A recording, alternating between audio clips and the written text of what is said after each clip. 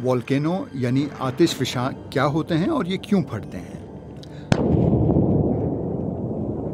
ज़मीन के अंदर लावा मैग्मा बनने का अमल उस वक्त शुरू होता है जब ज़मीन की ऊपरी सतह, क्रस्ट और अंदरूनी सतह मेंटल के कुछ हिस्से पिघलकर गाढ़े मादे में ढल जाते हैं, जिसमें ज़्यादा मिकदार कार्बन डाइऑक्साइड और सल्फर डाइऑक्साइड की होती है।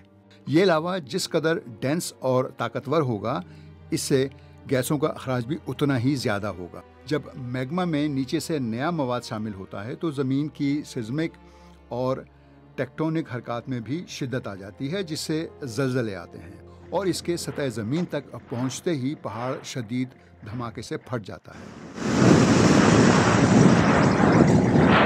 आतिशफिशां से खारिज होने वाली राख और गैसें कई माह तक आसमान पर छाई रह सकती हैं और बड़े पैमाने पर जोग्राफियाई तब्दीलियां भी वाक़ई होती हैं। आतिशफिशां पहाड़ या चोटियां अमूमन कोन यानी तिकोनी शक्ल की होती हैं। आतिशफिशां की 3 किस्में हैं। जिंदा आतिशफिशां यानी एक्टिव वोल्केनो में आतिशफिशानी अमल मुसलसल जारी रहता है और इन पहाड़ों से अक्सर लावा निकलता रहता है। खाबीदा यानी डॉर्मेंट वोल्केनो में लावा निकले बहुत अरसा गुजर चुका होता है।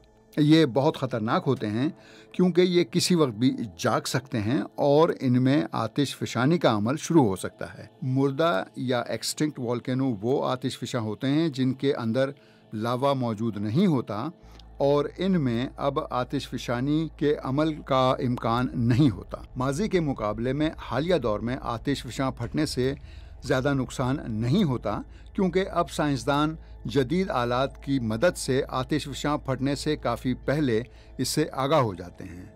आतिशफिशां शायद मकामी आबादी के लिए ख़तरनाक हों, लेकिन क्या आपको पता है कि इसके कुछ फ़ायदे भी हैं?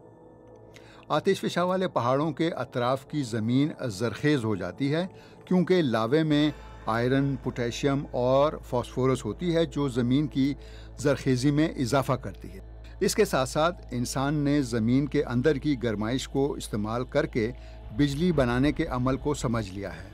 बाज़ ममालिक में बिजली की पैदावार का बड़ा हिस्सा जियोथर्मल से हासिल किया जाता है। जब आतिशफिशां फटते हैं तो वो ज़मीन की परतों या तहों से अपने साथ मुतअद्दिद गैसें और ख़ाम मवाद को सतह ज़मीन पर ले आते हैं। इसमें सोना, एल्युमिनियम, सल्फ़र, निकल, कॉपर और हीरे शामिल होते हैं।